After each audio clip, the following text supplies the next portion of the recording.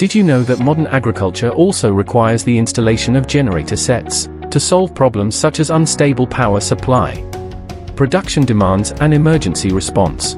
Let's take a look together. Did you ever think that agriculture also needs adequate power support? In many agricultural areas, unstable power supply is a common problem. Blackouts, unstable voltage, and other problems can occur, affecting not only the lives of farmers but also agricultural production. So why does modern agriculture need to install generators?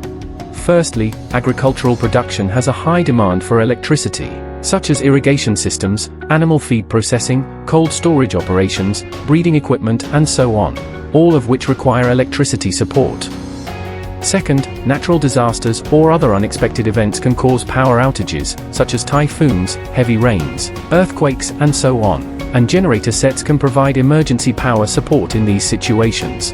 Additionally, regional power restrictions can lead to insufficient power supply, and standby generator sets can play a role in solving the problem of power restrictions.